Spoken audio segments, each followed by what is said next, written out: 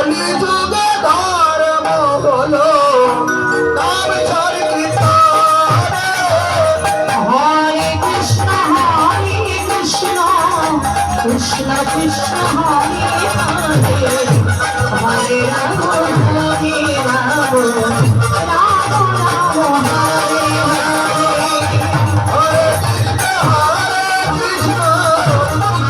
কৃষ্ণ হরে হরে, হরে রাম হরে রাম, রাম রাম হরে হরে।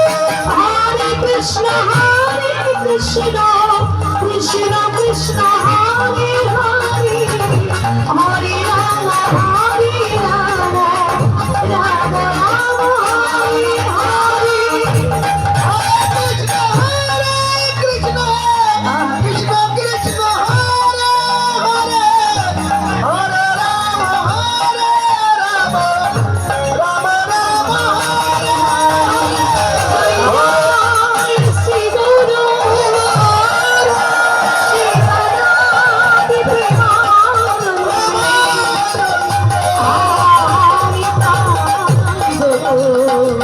হরি হরি হরি হরি বন্দে হম শ্রী গুরু শ্রীযুত পদ কমল, শ্রী গুরু বৈষ্ণবাংশ, শ্রীরূপং চন্দ্রজাত সাগর রঘুনাথান্বিতং সজীবং সাধুতং সর্বদূতং হরিজন সহিত শ্রীকৃষ্ণ চৈতন্য দেব সদা কৃষ্ণ পাদং সহগণ ললিতা শ্রী বিশাখান্বিতংশ্চ বংশাকল্পতরুশ্চ কৃপা সিন্ধু ভাগীরথ উদ্ধৃতানাং প্রভুনিভো শরণো বৈষ্ণবেভ্যো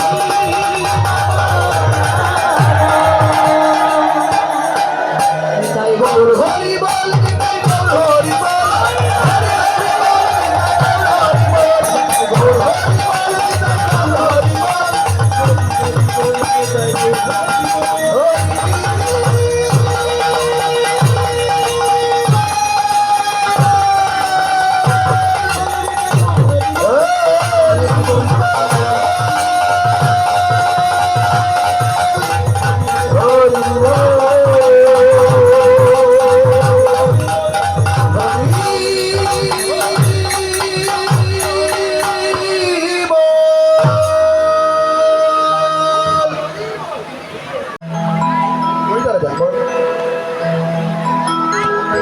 জলারি তাবিনী দাম ও হে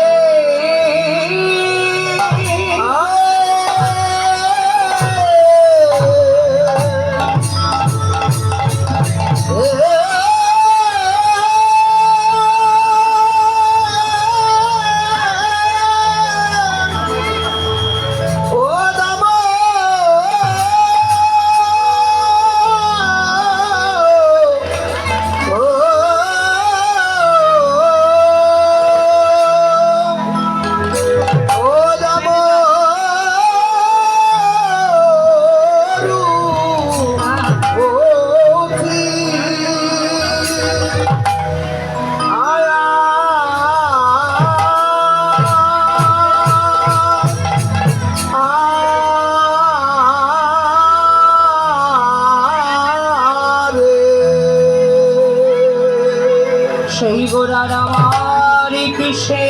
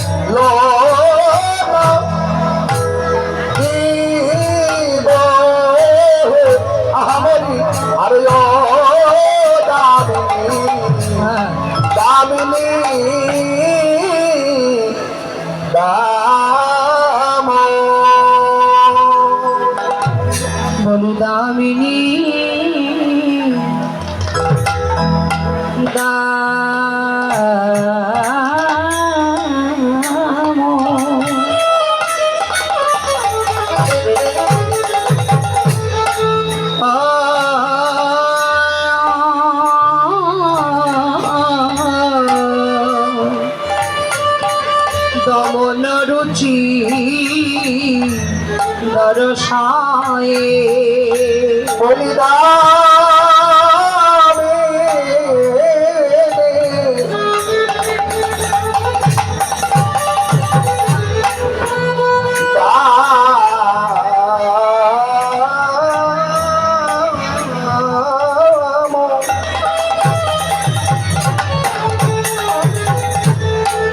তমন রুচি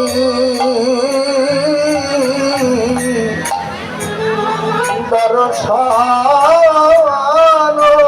বলি দূরে গেও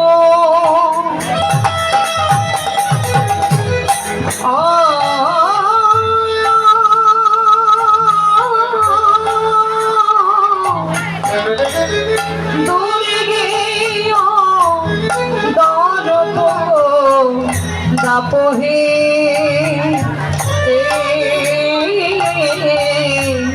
আজ দূরে গেও দর খোদা ওরে দূরে গে ও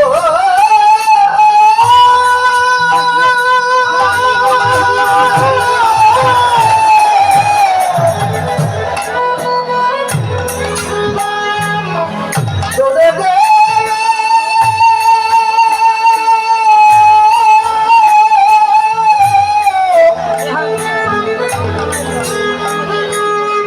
দূরে গে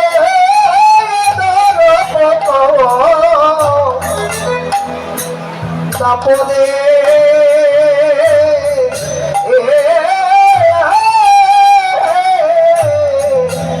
দূরে গে দার পকদা দেখো হার মানিল রে হার মানিল রে হার মানিল রে হার মানিল রে তুতিরই মালার কান্তি হার মানিল রে ওই তোর মালার কান্তি হার মানিল রে রঙ্গ রূপে নয়ন দিলি হার মানিল রে নয়ন দিয়ে হার মানিল রে গৌরূপে নয়ন দিলি হার মানিল রে রূপে নয়ন দিয়ে বিজড়ির মালার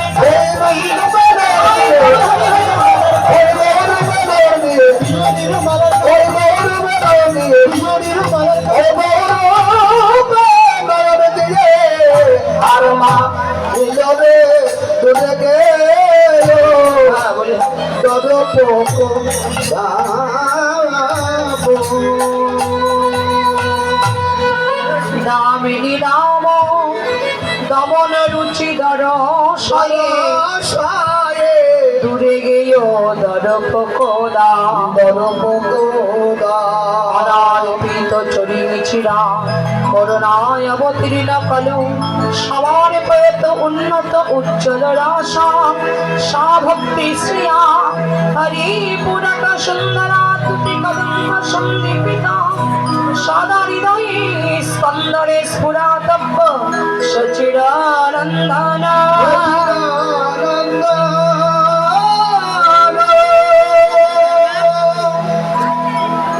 সমাগত সকল কৃষ্ণ ভক্ত বাবা এবং সকল ভক্তিবতী মায়েদের সবার শ্রীচরণে জানায় শতকোটি দণ্ডবত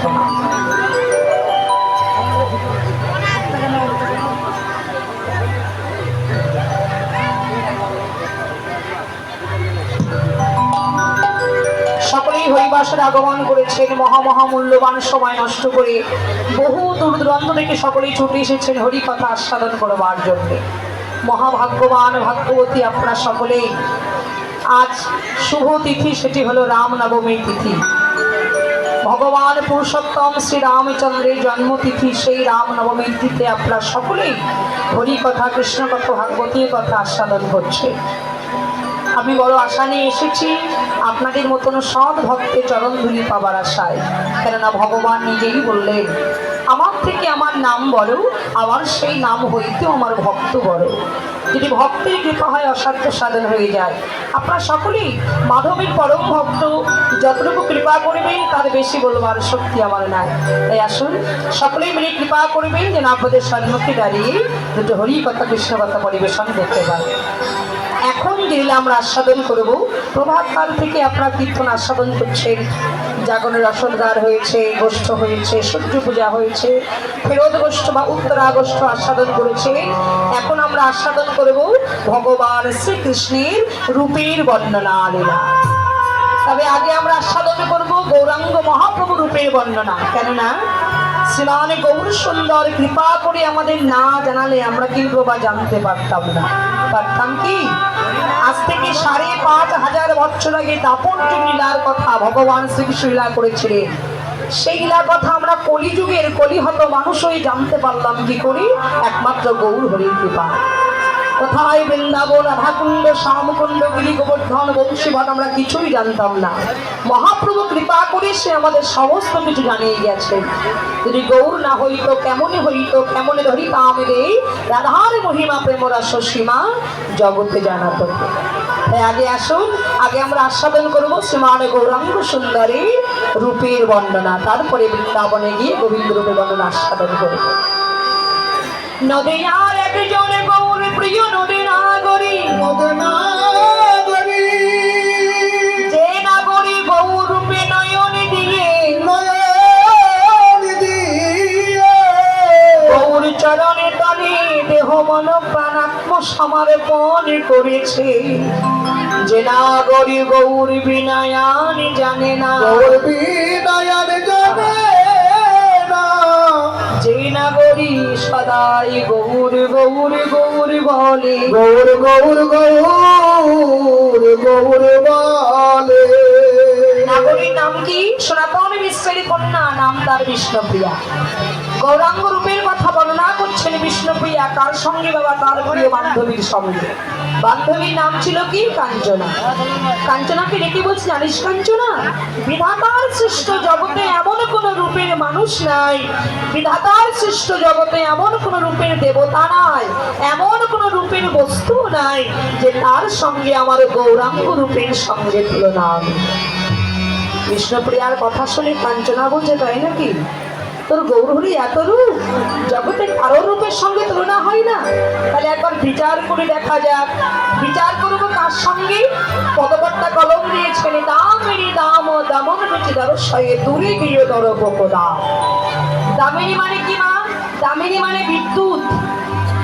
দামিনী মানে বিদ্যুৎ। যখন দেখা যায় আকাশে মেঘ লাগে, ঘন ঘন বিদ্যুৎ চমকায়।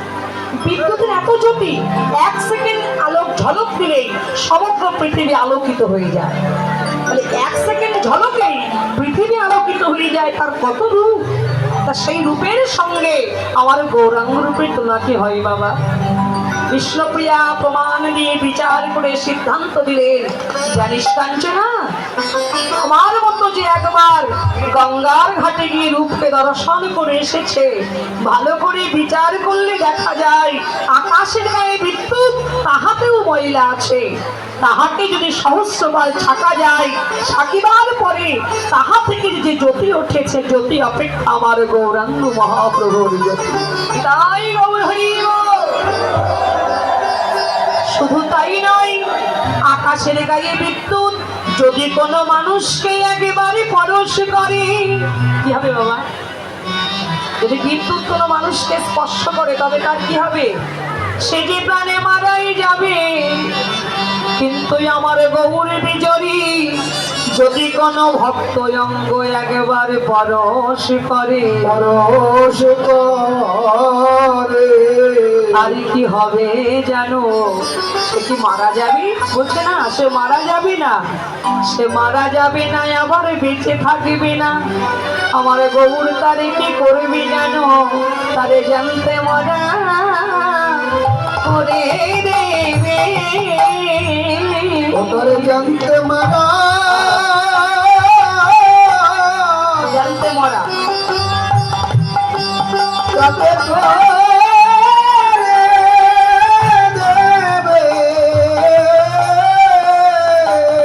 যদি গৌর বিজয়ী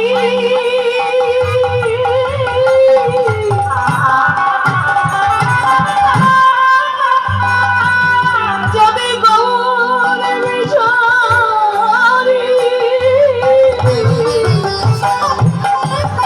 ভক্ত অঙ্গ পরশ করে,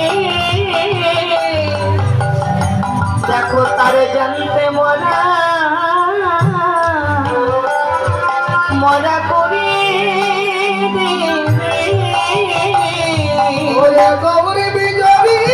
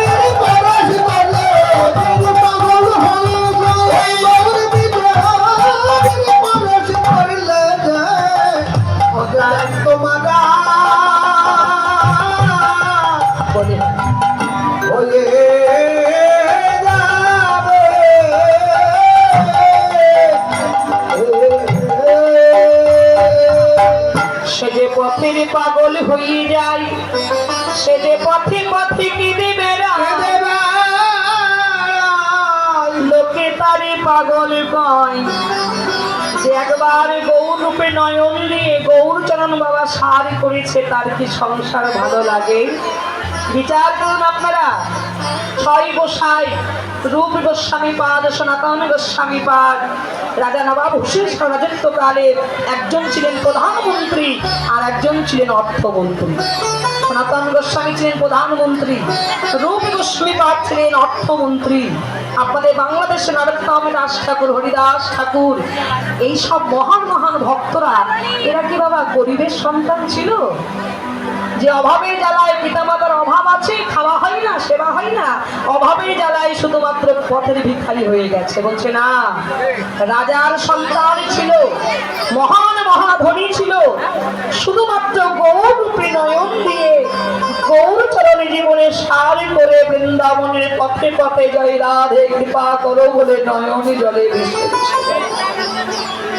তাই বলছে যে গৌর বিজয় যাকে একবারে পরশ করেছে তারা জানতে মরা করে দেয় তাকে পথের পাগল করে দেয় দেখেছিস কাঞ্চনা জগতে বিজয়ীর সঙ্গে আমার গৌরাঙ্গ রূপের কখনোই তুলনা হয় না শুধু তাই নয় দূরে গিয়ে দরপোক দাম দরপোক মানে বাবা মদন মদনের আর একটা নাম হলো দরপোক দাম মানে অহংকার মদনের অহংকার দুরভিত হয়েছিল কোন দিন মদনকে কিভাবে সৃষ্টি হয়েছে আস্বাদন করবে মদনের সৃষ্টি হয়েছে সৃষ্টিকর্তা ব্রহ্মার হৃদয় থেকে মদনের কাজ কি ছিল মদনের 5টি বাণ মদন মাদন শোষণ স্তম্ভ আর কম্পন মদনের বাণ যাকে বিঁধবে বাণ তাকে বিঁধে বাণ আবার তুলে ফিরে আসবে বাণ বিঁধলে কি হবে যাকে বাণ বিঁধবে সেই কামনার আগুনে জ্বলবে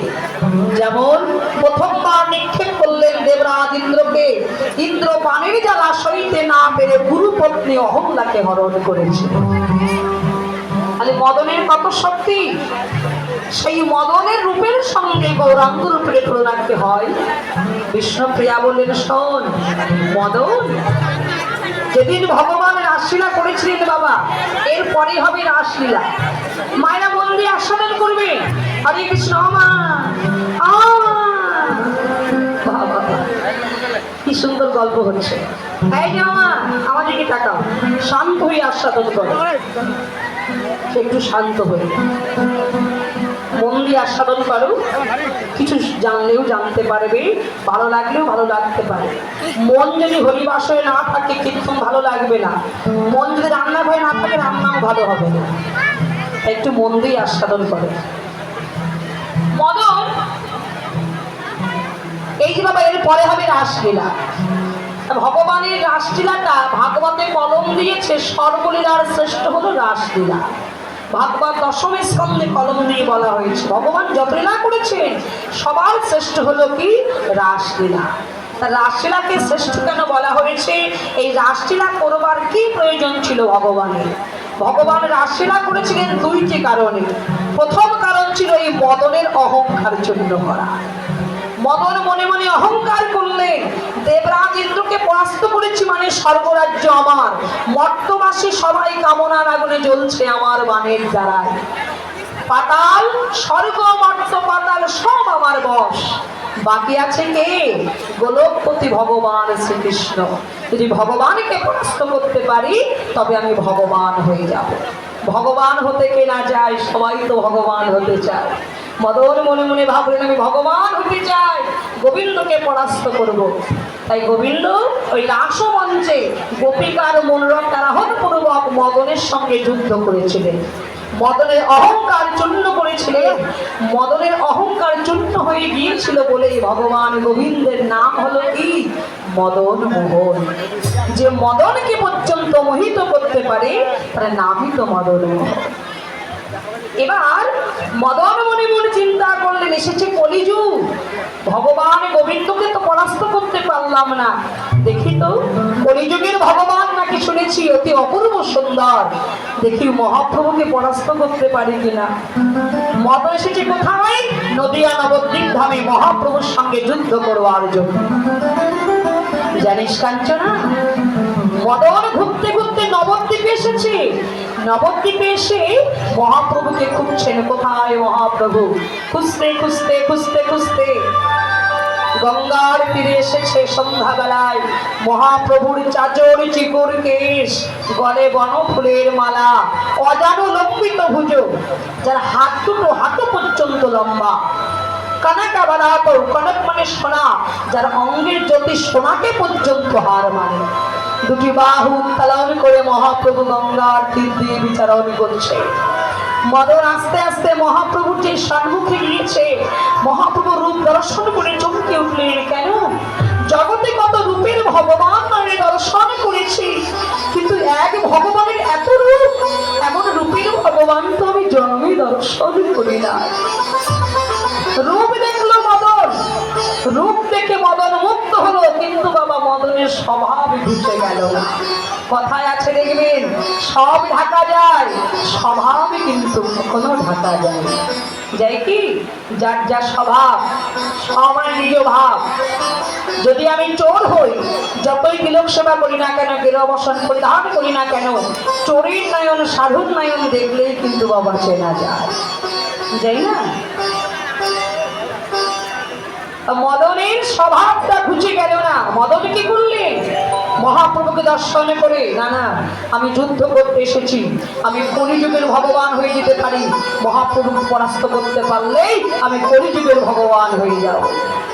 বাণ নিয়েছে কোন থেকে? বাণ নিয়ে যেই বাণটা নিক্ষেপ করতে গেল, বাণের কি গুণ ছিল?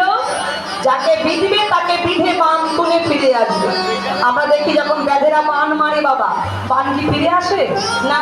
কিন্তু মদনের বাণের গুণ আছে, যাকে বিধবে বিধে বাণ তুলে ফিরে আসবে।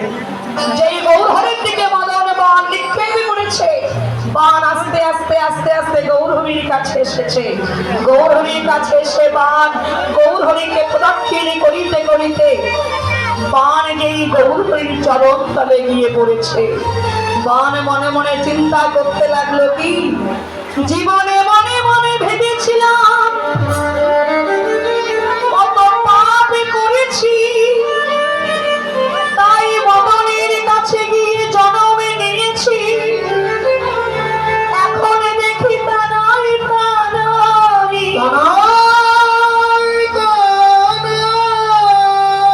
জীবনে যেমন পাপ করেছিলাম তার থেকে বেশি বেশি কত শত সাধনা আমি জীবনে করেছি, কত সাধনা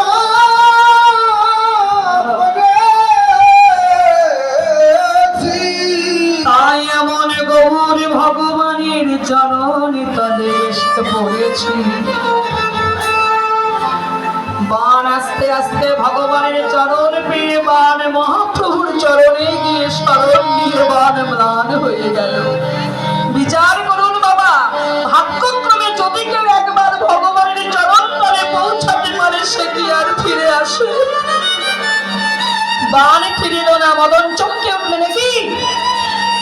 সত্য তেতা দাপর তিন যুগে আমার বাণ আমার কাছে ফিরে এসেছে, কিন্তু কলিযুগে মহাপ্রভুর চরণে গিয়ে বাণ তো ফিরে এলো না। দেখি দ্বিতীয় বাণ নিক্ষেপ করি, যে বাণ যায় সে বাণ আর ফিরে আসে না, ভগবানের চরণ তলে পৌঁছে ভগবানের চরণে শরণ নিয়ে নেয়। বাকি আছে আর একটা মাত্র বাণ। মনে মনে ভাবতে লাগলো মদন, যদি এ বাণটাও আমি ছেড়ে দিই তবে আমি যে তুন শূন্য হয়ে যাব, তবে আমার যে জীবনে কোনো মূল্য থাকবে না। জীবনে যার মূল্য নাই, যার যশ নাই, প্রতিভা নাই, তার বেঁচে থাকার কোনো মূল্য আছে? না না না না, আমি এবার আর ছাড়বো না। আমার ভুল বুঝতে পেরেছি, আমি অন্যায় করতে করতে এমন জায়গায় পৌঁছে গেছি যে ভগবানকেও পর্যন্ত আমি পরীক্ষা করতে ভুলে গেছি। মদন পান আর তুল মাটিতে ফেলে রেখে ছুটতে ছুটতে গৌরহরির চরণ তলে গিয়ে গৌরহরির চরণ দুখানি বক্ষের মাঝে জড়াই ধরেছে। গৌরহরি, গৌরহরি, না জানি কত অপরাধী তোমার চরণে করেছি, তুমি প্রতিদিন পাবন গৌরহরি, প্রতিদিন পাবন গৌরহরি। একবার তুমি নিজ গুণে, একেবারে নিজ গুণে তুমি ক্ষমা করে নিজ গুণে তুমি ক্ষমা করে দাও। যদি আমার মতো পতিত জগতে পড়ে থাকে, তবে তোমার নামে যে কলঙ্ক হবে, তোমার নামে কলঙ্ক হবে।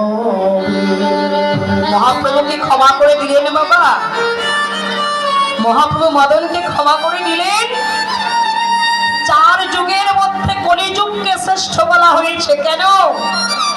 যে কলিযুগে এত অন্যায়, এত অত্যাচার, এত দুরাচার, মিথ্যাচার, তবুও শাস্ত্রে কলম দিয়েছেন সত্য নয়, চেতা নয়, দাপর নয়, ধন্য কলিযুগ। কেন? যাহাতে অবতীর্ণ আমার প্রেমের ঠাকুর চৈতন্য গোসাই। গৌরহরি এত দয়াল ঠাকুর, এত প্রেমের ঠাকুর, যে মার খেয়েও প্রেম দান করিতে পারে। আমার গৌরহরি যার কাছে গিয়ে দাঁড়ালে দুটি বাহু তুলে নিজের ভুল বুঝতে পেরে যদি একবার মহাপাপীও আত্মসমর্পণ করে গৌর কৃপা করো বলে নয়ন জলে ডাকতে পারে, গৌরহরি কি ক্ষমা না করে থাকতে পারে? গৌরহরি মদনকে বক্ষে নিয়েছে। মদন, তুমি তোমার ভুল বুঝতে পেরেছো, তোমার অপরাধ তুমি বুঝতে পেরেছো, তাই তোমাকে আমি ক্ষমা করলাম। মদন বলছেন, গৌরহরি আমি তোমার চরণ ছুঁয়ে প্রতিজ্ঞা করে গেলাম। কি প্রতিজ্ঞা জানো? যদি কোনোদিন আমি আবার তোমার ভক্ত সঙ্গে আসি,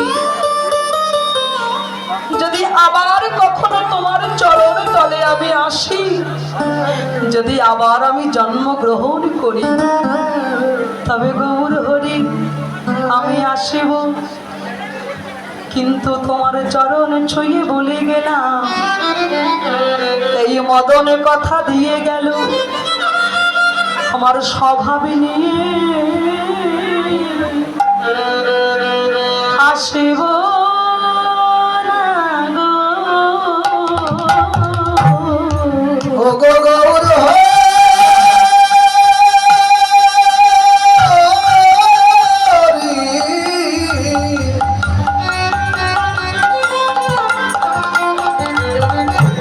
আমার এই স্বভাবে নিয়ে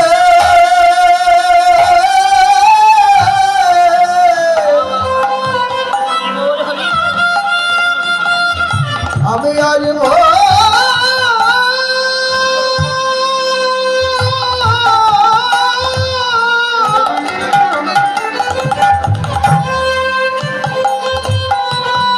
আমি আসব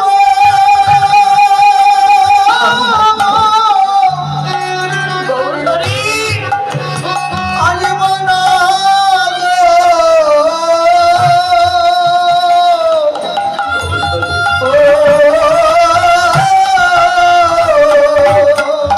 তোমার চরণ ছুঁয়ে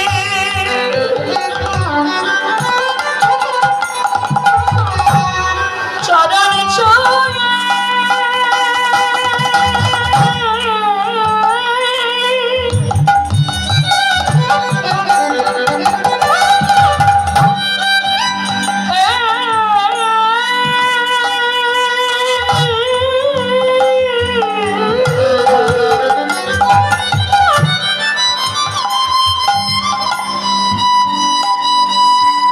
চরণ ছুঁয়ে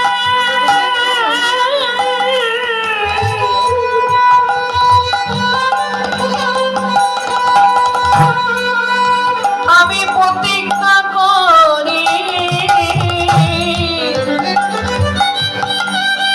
আমি আর স্বাভাবিক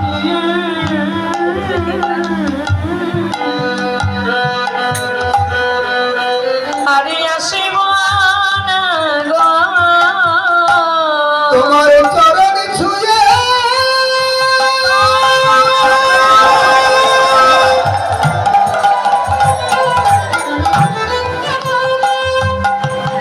চরণ ছুঁয়ে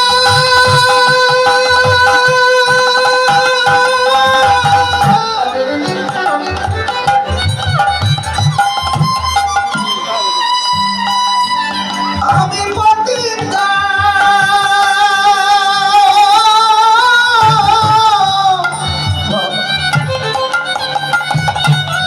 গৌর হরি প্রতিজ্ঞা করলাম